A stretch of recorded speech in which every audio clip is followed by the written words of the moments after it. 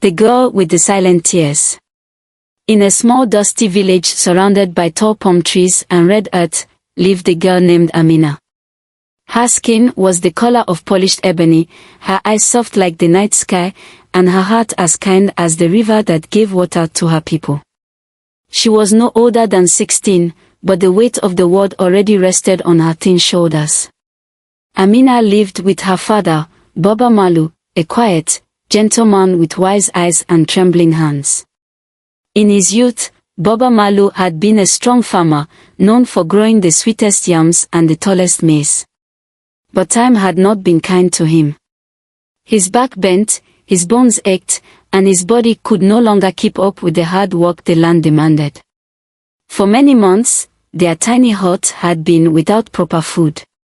The yams were gone, the goats sold, and the firewood pile grew shorter by the day. Baba Malu coughed more often now. His strength faded like the morning mist. And as each day passed, Amina watched her father grow weaker. One dry evening, with the sun bleeding orange across the sky, Baba Malu called Amina to his side. "My daughter," he said, his voice soft like rustling leaves, "I can no longer feed you. My heart breaks to say this, but you must go and work for Madam Zubaida." Amina's heart sank. Everyone in the village knew Madam Zubaida. She was a wealthy widow who lived on the edge of the village in a big compound with tall clay walls and a carved wooden gate. Her husband had died many seasons ago, leaving her with land, cows, and gold. But instead of kindness, she filled her house with pride and jealousy. She trusted no one, smiled at no one, loved only herself. "But Baba," Amina whispered, "they say she is cruel." Baba Malu looked away, ashamed. "I know, child. But she pays with food and cloth. You will sleep in her house. That is more than I can give." Amina looked at her father's trembling hands. She saw the pain in his eyes. And even though her heart ached, she nodded slowly. "I will go," she said, blinking back tears.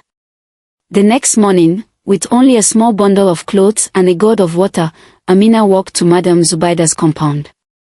The tall gate creaked open, revealing a courtyard with fat chickens pecking at the ground, clay pots stacked in rows, and a big chair where Madam Zubaida sat like a queen. She wore a wrapper of the finest blue fabric, with gold earrings that shimmered in the sun. Her face was stern, and her lips pressed together in a thin line. She looked Amina up and down with cold eyes. "So you are the farmer's daughter," she said.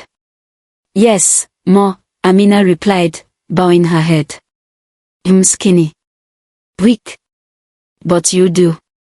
And just like that, Amina's new life began. Days turned into weeks. Amina woke before the cock crowed, swept the compound, fetched water from the distant stream, pounded yam, washed clothes, and cooked stew over hot flames. She walked miles to the market carrying heavy baskets, only to return and be sent out again. Madam Zubaida gave her little food, only a scrap of boiled cassava and a sip of broth. Her bones ached, her belly groaned, but she kept walking. At night, while Madam Zubaida slept in a soft bed covered with colorful mats, Amina curled up on a warm mat near the clay kitchen, using her wrapper as a blanket. Madam Zubaida never thanked her. She only backed orders, frowned often, and always reminded Amina, "You are lucky to be in my house." Still, Amina said nothing. She only smiled faintly, nodded, and returned to her tasks.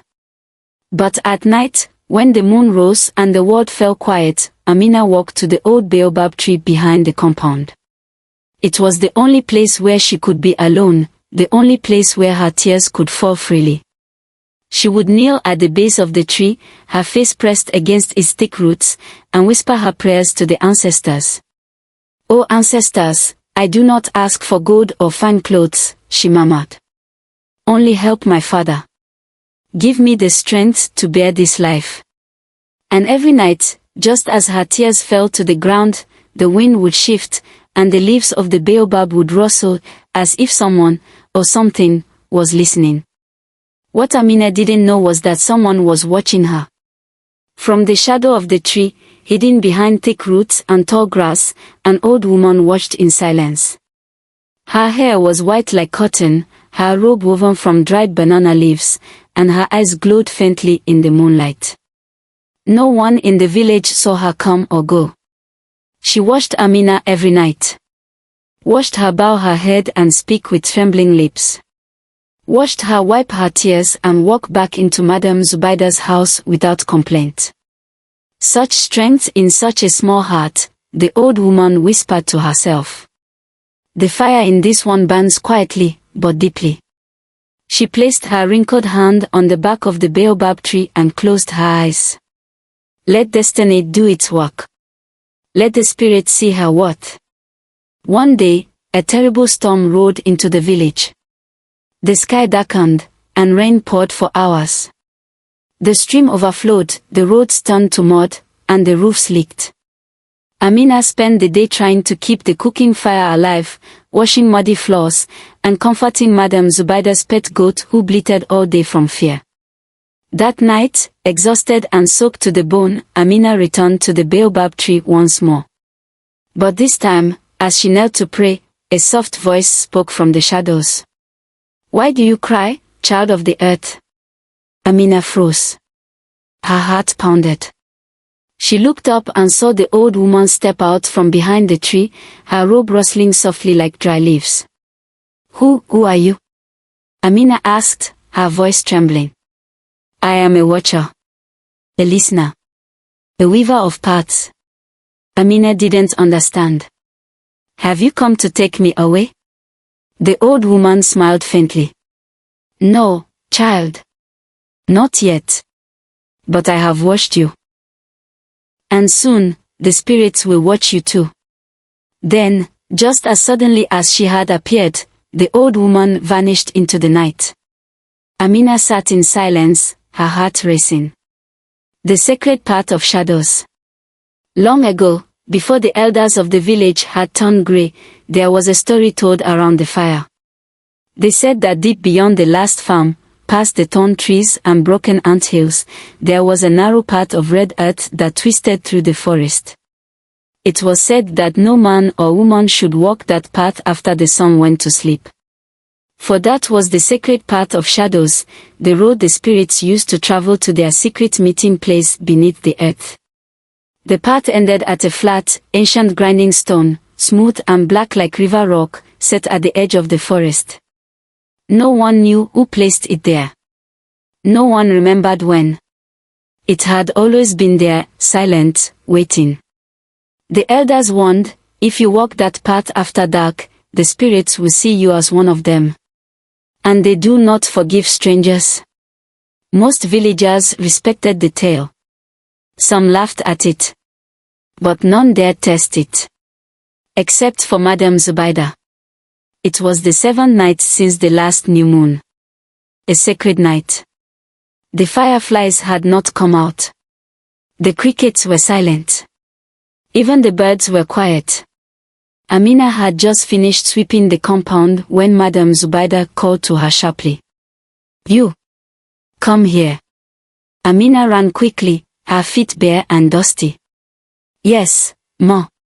There is a basket of millet in the storeroom. You will take it and grind it tonight. Amina's eyes widened. Tonight, Ma. Yes, Zubaida snapped. Is there something wrong with your ears? Amina swallowed hard. Ma, please, today is the 7th night. The elders say. Zubaida cut her off. I don't care what old fools say. That millet must be ground before morning.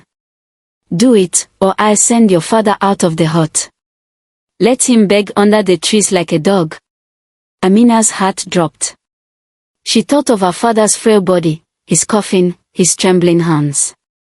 She wanted to speak. To beg more. But no words came. She bowed her head and whispered, Yes, Ma. That night, as the sky darkened and the moon hid behind a thick curtain of clouds, Amina lifted the heavy basket of millet onto her head. Her legs shook. Her hands were cold. The villagers were already inside, their doors shut tight. Lamps had been blown out early. Even the dogs refused to bark. As she reached the edge of the compound, Amina turned back once and looked toward the baobab tree. The wind rustled its leaves gently, almost as if it were saying goodbye. Then she stepped onto the sacred path of shadows. The path was narrow and winding. Thorny branches reached out from the sides, scratching at her arms and legs. Strange noises echoed from the darkness, soft whispers, clicking sounds, the cry of an unseen owl. Amina walked faster, her feet barely touching the ground. The basket felt heavier with each step. Her mind replayed the stories she had heard, spirits who walked upside down, who spoke in riddles, who could turn you into a stone with a single look. But she had no choice. At last, she reached the clearing where the ancient grinding stone sat beneath a tall fig tree. The stone shimmered faintly under the moonlight, as if it held secrets within its cracks. Amina placed the basket beside it, knelt down, and began to grind. The sound of stone against millet echoed into the trees. G-R-N-N-N, G-R-N-N-N, G-R-N-N-N. She ground quickly, her hands moving fast. She wanted to finish before anything could appear. Her breath was shallow. Her heart pounded. But then, the wind changed. It grew colder. Sharper. As if it carried voices. Then, the leaves began to shiver, though there was no breeze. And then, glowing eyes appeared. First, 2 eyes. Then 4. Then 10. They blinked from the trees. From the ground. From the air. Amina froze. Her hands trembled. The millet scattered. From the shadows, a voice rumbled. Deep. Echoing. Who grinds on our stone? Amina turned slowly. Her mouth was dry. A figure stepped forward. It had the body of a man, but its face was smooth, no mouth, no nose, only one large eye in the center of its forehead. It wore a robe of woven shadows, and on its feet were sandals made of spider silk. I asked, the spirit said, louder this time, who grinds on our stone? Amina stood up, bowing low. Please, spirit, she whispered. I did not wish to come. My mistress sent me. She said if I do not grind the millet tonight, she will throw my father out. The spirit stared at her, its single eye glowing. You knew this was a sacred night. And still, you came. I begged her not to send me, Amina said, tears in her eyes. But she would not listen. The spirit stepped closer. Then why did you not run? Why did you not hide? Amina lowered her head. Because if I disobey her, my father will suffer. And he is all I have. The spirit was silent for a long time. Then, to her surprise, it sighed. Your heart is full, it said. But your feet are on the wrong path. The others, they are coming. And they are not so kind. Amina looked up, confused. Others. Before the spirit could answer, the ground began to rumble. The wind howled louder. Trees bent. The grinding stone began to hum. And then, they came. 6 more spirits emerged from the forest, each stranger than the last. One had 2 heads, each speaking at the same time. Another had 4 arms, spinning in the air like a wheel. One crawled upside down on the trees like a spider. Another had a face covered in mirrors, reflecting Amina's fear in 1,000 directions. And then, finally, the last spirit arrived. He was taller than the trees. He had 6 heads, each wearing a crown made of bones and leaves. His voice roared like thunder. I smell human, he growled. Who dares to disturb the sacred meeting? The other spirits pointed at Amina. She says her mistress sent her, one whispered. She says she had no choice. The 6-headed spirit bent down, his eyes burning. Is this true? Amina could not speak. The spirit circled her, murmuring. One raised its hand. Another drew a curved blade made of smoke. But the first spirit, the one with one eye, stepped forward. She speaks the truth. I saw her. She begged not to come. She grinds not for herself, but for her father. The six-headed spirit paused. He looked at Amina again. Then, he nodded slowly. Let her be, he said. Let her go. The spirits hissed in protest. She broke the rule. She stepped on our path. She must pay. But the elder spirit raised his hand. Her heart is pure. Her pain is not selfish. Let her go, this time. He turned back to Amina. But hear me, child, he said, his six mouths speaking as one.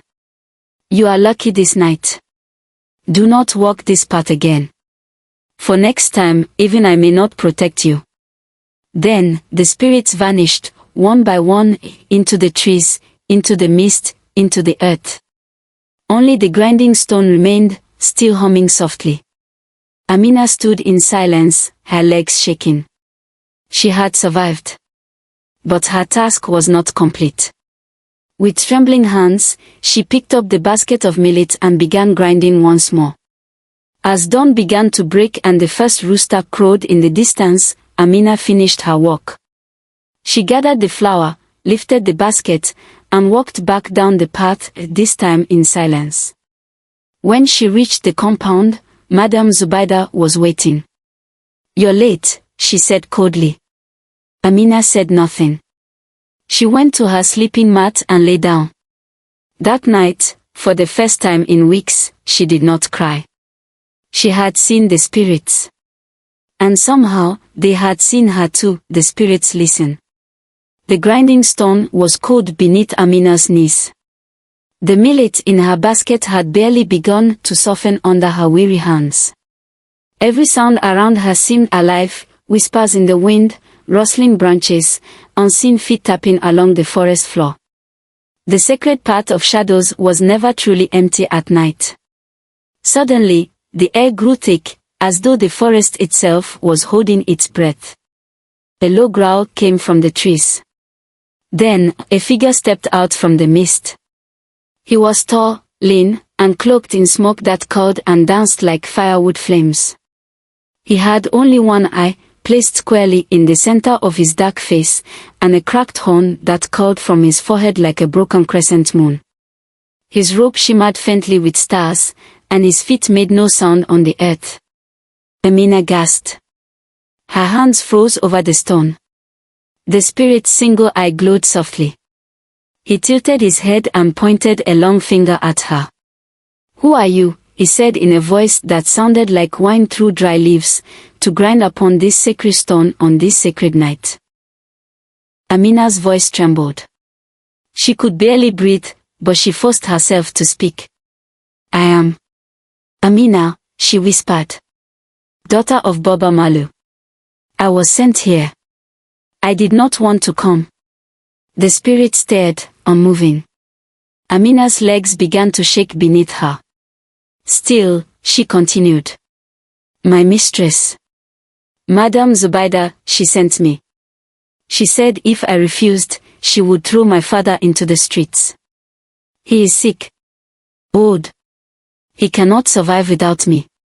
The spirit stepped forward, the tip of his cracked horn catching the moonlight. Do you not know this path is forbidden? That this stone is sacred? I know, Amina said, her voice almost a sob. I begged her. But she does not listen. She does not care. She bowed her head, hot tears falling into the millet at her knees. The spirit stood still for a long moment. Then his shoulders rose and fell with a slow, deep sigh. You are young, he said softly. And your soul is heavy with burdens not meant for your age. Amina wiped her tears with the back of her hand and looked up. Please, she whispered, I ask for nothing, only that my father gets better. I will return home quietly. I will never walk this path again. The spirit turned his eye to the sky. The stars above were shifting, flickering like they were whispering secrets. You must leave, child, he said. The elder ones are coming. The forest veil will soon open. If they find you here, even I may not protect you. Amina's heart ached. She turned to her basket. Half the millet was still whole. Her task was far from finished. I cannot go, she said, her voice shaking. If I return with unround millet, Madame Zubaida will beat me. And my father will suffer worse. The spirit I blinked once. Then twice. You will stay here, in danger of death, for the sake of your father's comfort. Amina nodded. The spirit lowered his head, a quiet hum rising from his throat. I do not understand your kind, he murmured. So much pain. So much sacrifice. And yet, so much love. He took a step back into the shadows. Hide if you must. But know this, if you are still here when the elder of the forest veil arrives, your fate will not be mine to decide. Then he vanished into the mist, leaving only the sound of the wind and the beating of Amina's heart. Moments passed like hours. Amina tried to grind faster, her hands shaking, her arms sore. But the stone seemed to fight her. The millet roared and scattered. The wind blew dust into her eyes. Her tears mixed with the flour. And then, a deep groan echoed through the forest. It wasn't the groan of trees swaying or thunder rolling. It was the sound of the earth itself waking up. The trees parted as if pushed by invisible hands. The air became still. The fireflies vanished. And then, he came. The elder of the forest veil. He stood taller than any man. Taller than the tallest palm tree. His body shimmered like wet bark. His 6 massive heads turned in every direction, each with eyes of glowing silver and mouths that spoke in harmony. On his shoulders sat crowns made of twisted vines, stones, and feathers of birds no one had ever seen. His robe was stitched from shadows, and the ground beneath him turned black as he walked. The other spirits, some with faces like wolves, others with hair made of fireflies, emerged behind him and gathered in a wide circle around the clearing. All noise stopped. Even the grinding stone fell silent. Amina stood slowly, clutching her wrapper to her chest. Her legs wobbled like stalks of maize in strong wind. The elder looked at her with all 6 faces at once. His voice shook the leaves from the trees. Who dares walk among spirits on the night of the 7th moon? The other spirits hissed. One flapped wings made of bones. Another growled low, baring teeth like carved ivory. But before Amina could speak, the spirit with the cracked horn stepped forward from the circle. I have spoken with her, he said. She did not come with evil in her heart. The elder 6 mouths whispered among themselves. She broke the law, one said. She touched the sacred stone, said another. She walked the path uninvited, said a third. Still, the horned spirit remained firm. She walks in pain, not pride. Her heart carries no greed. She seeks not riches, but help for her father. The elder leaned in, all 6 heads gazing at Amina. Is this true? He asked, the sound like rolling thunder over dry plains. Amina nodded, tears sliding down her cheeks. It is, she whispered. I would not be here if I had any choice. My father is sick. I have no mother. I grind this millet because my mistress will not feed us otherwise. There was silence. Even the wind waited. The elder of the forest veil turned his head slowly to one another. Their glowing eyes flickered. Their mouths moved without sound. Then, all 6 heads spoke as one. Bring forth your wrapper. Amina hesitated, confused. My wrapper, she asked.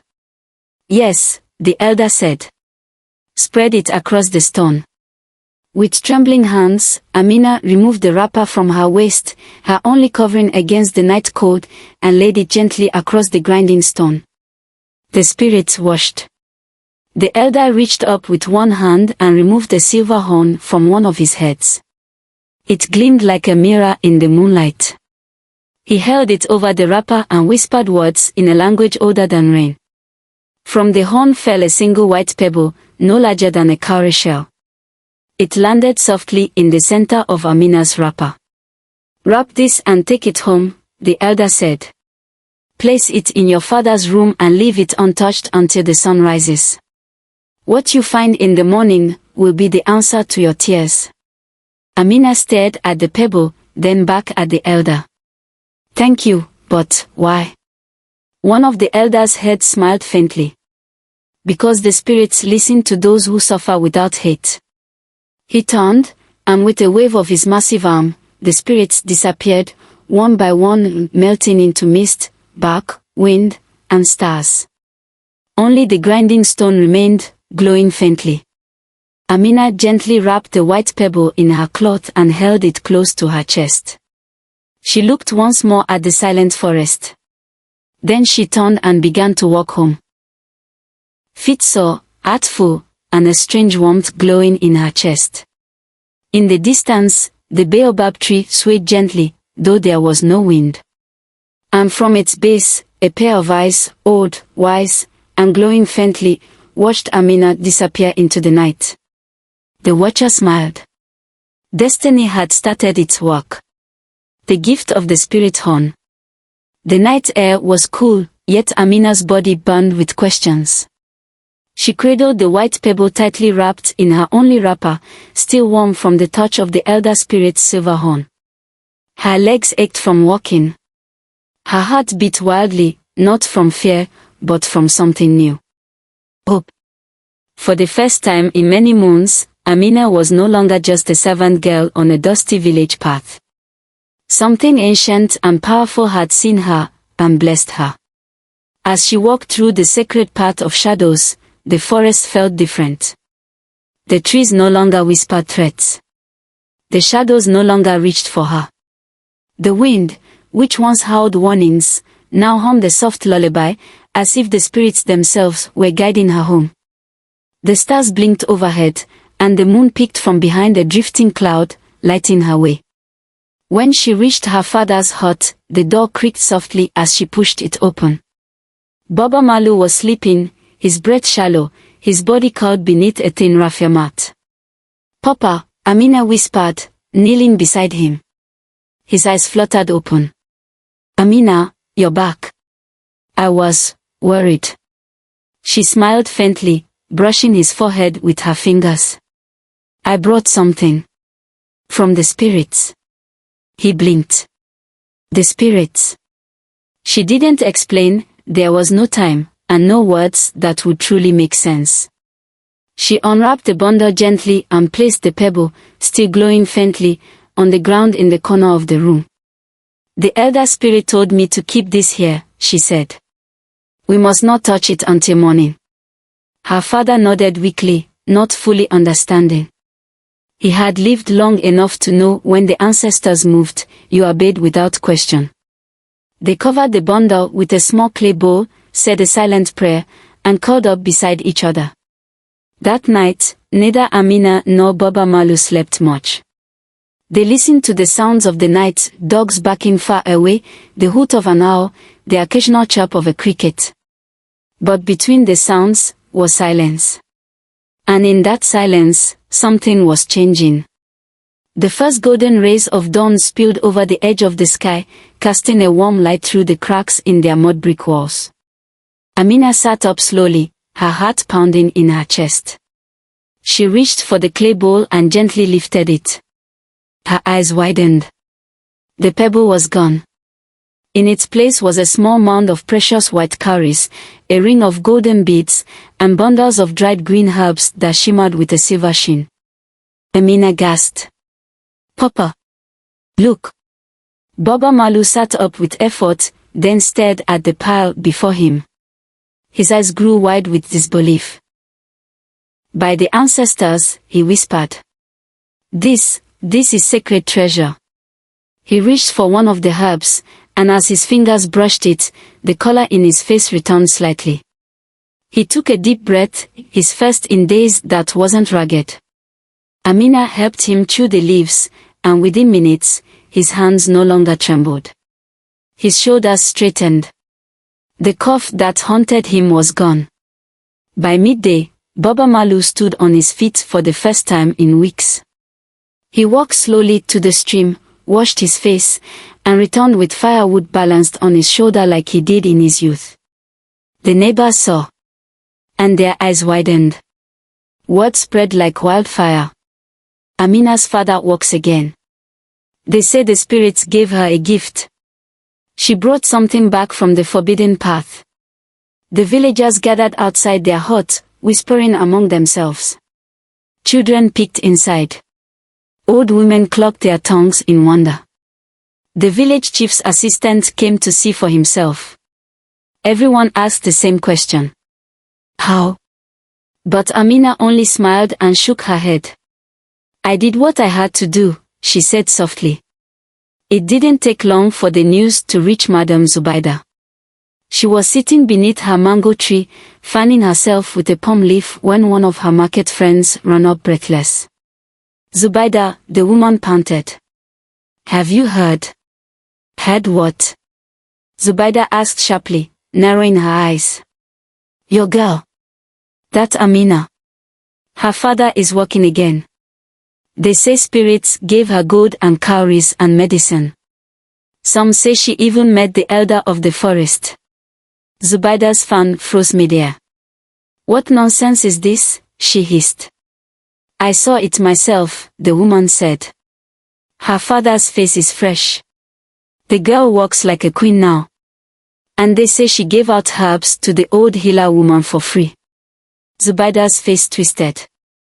She clenched her teeth and stood up abruptly. That foolish girl, she growled. She must have stolen something. But deep inside, where her pride could not hide, Zubaida felt a cold knot tighten in her stomach. Could it be true? Had the wretched girl she ordered into the forest at night, just to grind millet, actually returned with blessings? And if she had, why not her? Zubaida's heart burned with a bitter fire. Later that day, Zubaida sent for Amina. The girl stood quietly before her mistress, calm and graceful. Zubaida searched her face for fear, but found none. So, she began, her voice like a blade, you have returned, rich. Amina bowed. No, Ma. I have returned blessed. Zubaida's nostrils flared. You dare speak like that to me? After all I have done for you? You fed me scraps, Amina replied gently. Made me sleep on cold floors. But still, I thank you. Without your order that night, I may never have met the spirits. Zubaida's face darkened. And now you walk like a queen in this village. You and your crippled father hand out herbs like royalty. Amina bowed again. The blessings were not meant for me alone. The spirits helped me because I did not hate, even when I suffered. Zubaida turned away. Get out of my sight. Amina left quietly, her bare feet making no sound on the dry ground. But as she walked away, Zubaida clenched her fist. Her envy had turned into obsession. If the spirits had given Amina fortune, then surely they would give her more, if only she asked. Or demanded. That night, as Amina and her father lit a small fire and prepared a warm stew of yams and spices, they sat together under the stars. Papa, Amina said, do you think it was all real? Baba Malu looked at her with shining eyes. The pain was real. The path was real. The kindness you showed, that was the most real of all. He smiled and placed a hand on her shoulder. The spirits saw your heart. And they answered. Above them, the baobab tree swayed gently. Its leaves whispered secrets into the night air. And far in the distance, beyond the edge of the forest, something stirred. The spirits were still watching. But so was Madame Zubaida. And her heart was not done scheming. The mistress's greed. Madame Zubaida had not slept in 2 nights. Each time she closed her eyes, she saw Amina's calm smile. She saw the villagers gathered around the girl's hut, whispering words like a blessing, fortune, and a miracle. It was unbearable. She paced her compound, her sandals scuffing the dusty earth. The hens scattered as she muttered to herself. How can that girl, that servant, become richer than me? She had poured years into growing her wealth, bought goats, sold grains, lent money with heavy interest. Yet she never touched true fortune. But Amina had been given cowries, gold, and healing power, all from a walk in the woods. Zubaida's heart burned with jealousy, a fire too wild to contain. She called for one of her messengers, a boy who often ran errands between her house and the village square. Go, she said. Tell Baba Malu I wish to see him. Alone. Within the hour, the old man arrived, walking with a slight limp but much stronger than he'd been before the spirit's gift. His face held kindness, and he greeted Zubaida respectfully, unaware of her plan. Oh, Baba Malu, she said sweetly, pouring him a calabash of palm wine. It gladdens my heart to see you well again. He smiled. Thanks to the spirits, and my daughter's courage. Zubaida leaned forward, her eyes sharp. Yes. That's what I wanted to ask you about. You see, everyone is talking. They say your Amina was blessed with wealth from the forest. Baba Malu hesitated. It's not something I understand, he said softly. But yes, she brought back a gift, one that healed me and gave us more than we could ever dream. Zubaida's fingers tightened around the cup. She forced a smile. Fascinating. And where exactly did she go?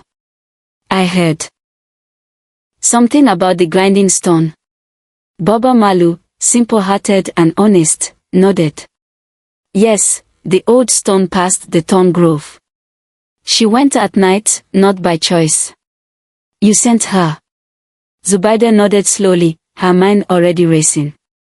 And this spirit gave her something because she was grinding millet there. That, and her heart was full of love and patience, Baba Malu said, eyes soft. She did not complain even when she suffered. The spirit said her humility opened the way. Zubaida's smile cracked. Humility. Patience. Nonsense. If a girl like Amina could earn a spirit's gift, then surely her own daughter, Fatu, could do even better. That evening, Zubaida stormed into her house. Fatu, she called. A tall girl emerged from the back room. Fatu wore a fine wrapper, gold bangles, and a look of permanent boredom. She was used to comfort. She never lifted a broom or fetched a single gourd of water. Her mother had spoiled her like a prized goat. Yes, Mama, she said, yawning. I have a task for you, Zubaida said sharply. A task that will change our lives. Fatu raised an eyebrow. You will take this basket of millet, her mother continued, and grind it tonight at the old forest stone. The same one Amina went to. Fatu frowned. The haunted one. Paw. Zubaida spat. Those spirits gave Amina gold. Imagine what they will give you, my daughter, with better looks, better manners, and better blood. Fatu crossed her arms. Why don't you go then, Mama? Zubaida's face twisted. Because the spirits reward youth and beauty. And because I said so. Fatu sighed dramatically. Fine. But I want earrings carved from the biggest cowries when I return. You will have bracelets, rings, even shoes made of gold, Zubaida promised. Now go. She shoved the basket into her daughter's hands and pushed her toward the gate. As night fell, Fatu grumbled her way through the forest path. She kicked at stones, swatted at bugs, and rolled her eyes at the rustling trees. "This is stupid," she muttered. "What kind of spirit gives treasure to poor girls?" She reached the clearing, where the ancient grinding stone glowed faintly in the moonlight. With a sigh, she knelt beside it and began to grind, lazily. The millet scattered as she walked, her fingers dragging across the stone. "I better get a diamond crown out of this," she said aloud. But the forest was already awake. The wind stopped. The crickets fell silent.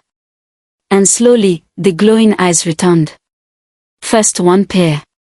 Then two. Then many. Figures stepped out from the shadows. And among them came the elder spirit. His 6 heads towered into the canopy, each one wearing a crown that shimmered like stars. The forest bent at his presence. Fatu looked up, wide-eyed for a moment. Then she laughed. "Oh, you're the big spirit," she said, standing up and brushing her wrapper. "Well, you don't look so scary." The spirits gasped. The elders' heads turned slowly to one another. "You," he said, "have entered the sacred place." Yeah, Fatu said. "I know the story. Girl comes, cries, gets gold. I'm here for my share." The horned spirit from before stepped forward, frowning. "This is not the one with the gentle heart," he murmured. "No," the elder said, his voice rumbling through the trees. "This one wears pride like armor." Fatu rolled her eyes. "Oh, please. My mother said you reward those who grind millet here. I even wore my best outfit. So where's my treasure?" The elder's eyes flashed. "We reward humility," he said. "We reward those who carry sorrow and still walk in love. You bring only arrogance and greed." Fatu snorted. "You're spirits. You're supposed to help people. I'm a person. Help me." Silence fell like a stone. The elder raised one hand. The grinding stone shook. The trees whispered. And then, his 6 voices echoed together. "You asked not in need, but in envy. So you shall not live in silence, but in shame." Before Fatu could speak again, a great gust of wind surrounded her. Leaves spun into a whirlwind. Her feet lifted off the ground. She screamed, but no sound came. Feathers burst from her arms. Her hands shrank. Her legs bent backward. Her mouth opened one final time, but no voice followed. The wind carried her upward, into the trees. And there, in the canopy of the tallest fig, a small silent bird landed on a high branch and looked down at the world with wide, terrified eyes. The spirits vanished, leaving only echoes behind. The stone went silent once more. Back in the village, Zubaida waited at her gate. The sky grew light. But Fatu did not return. By midday, Zubaida stomped into the forest, calling her daughter's name. She reached the old stone, but found nothing except a few scattered grains of millet. She screamed. She tore at her wrapper. She ran back to the village, her face pale with fear. She called the diviner. She begged the village seer. She lit incense and whispered prayers. But the spirits had made their judgment. Fatu was gone. And no voice would answer Zubaida's cries. The villagers shook their heads when they heard what had happened. "The spirits are fair," they said. "They do not give to the proud."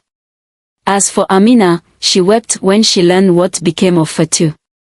Though they were never friends, she had wished her no harm. She could have learned, Amina whispered to her father. She could have changed. Baba Malu placed a hand on her shoulder. "Some lessons," he said, "are only learned the hard way." And high in the trees, the silent bird watched, its eyes wide with sorrow. But the sky was too vast, and the wind too strong, to carry her back again. The price of cruelty, the blessing of kindness. The sun climbed slowly over the rooftops of the village, painting the sky with gold. But in Madame Zubaida's compound, there was no warmth, only silence. She sat beneath the mango tree, eyes fixed on the gate, waiting for Fatu. First an hour passed. Then 2. Then 5. By midday, she had shouted herself hoarse. Fatu, she screamed toward the forest. Come back. This isn't funny. But only the rustling of leaves answered her. The once proud widow, who used to call loudly for her servants, now paced barefoot through the dust, muttering to herself like a madwoman. When night fell, and still Fatu did not return, fear bloomed into panic. Zubaida left her home and marched through the village, barefoot and wild-eyed, until she reached the edge of the stream, where the old diviner, Baba Sango, lived in a clay hut, shaded by raffia palms. She burst through his doorway. I need your help, she cried. My daughter, she is gone. Baba Sango, ancient and blind in both eyes, sat cross-legged before a fire of blue flame. Without turning, he said, your feet are covered in pride. Your voice is heavy with command. Why should the spirits listen? Zubaida dropped to her knees, trembling. Please, she whispered. I will do anything. Just bring her back. The fire flickered. The old man tossed a bundle of herbs into the flames, and a thick white smoke filled the air. He chanted words that bent the silence. Then, slowly, he spoke. She was taken by the spirits of the forest veil. She mocked them, and they silenced her. Zubaida's lips quivered. But, she's alive. Yes, Baba Sango said. But not as you knew her. She lives now as one who listens, not one who speaks. Zubaida gasped. Tell me what to do. I'll pay anything. The diviner was silent for a moment. Then he said, to bring her back, you must give away your wealth, your land, your jewelry, and even your house. You must walk barefoot through the village, ask for forgiveness from those you have wronged, and abandon your pride. Zubaida stared at him, horrified. My land. My home. He nodded. And every last coin in your basket. She stood up, shaking her head. There must be another way. Spirits want offerings, yes. I'll bring goats, palm wine, incense. But Baba Sango turned his face away. There is no shortcut to humility. If you cannot give up pride, you cannot gain your daughter. Zubaida clenched her fist. She thought of her compound, her storerooms, her rows of fabric and pots of oil. How could she lose everything for a girl who had disobeyed? She left the hut in silence. She would not return. Meanwhile, across the village, the hut of Amina and Baba Malu had become a place of joy and generosity. With the gold and cowries from the spirit's gift, they had built a well in the center of the village, where children played and mothers filled their pots with clean water. They gave food to widows, helped orphans find shelter, and hired young men to clear farmland for planting. Amina even offered to build a new roof for the healer woman whose house leaked during the rains. People began to call her the Heart of Light. But Amina never acted like a queen. She still swept her own floor, still greeted elders with bows, and still carried water for her father with her own hands. One evening, as the sun dipped low and cast long shadows across the land, Amina returned to the baobab tree. She knelt at its base, just as she had many nights before. Only this time, her tears were not of sadness, but of gratitude. Thank you, she whispered. For listening, when I had no voice. The wind stirred. And from the root of the ancient tree, a rustle of leaves revealed a figure. The old woman, the one Amina had seen long ago, stepped forward. Her eyes glowed gently. Her robe shimmered with the color of dusk. Her feet didn't touch the ground. Amina rose to her feet, eyes wide. You, she breathed. The old woman smiled. Yes, child. I watched you when you wept. I heard your prayers. Who are you? Amina asked. I am the guardian of the forest, the woman replied. I live between bark and breeze. Between sorrow and strength. It is I who whispered to the elder spirit, to show you mercy.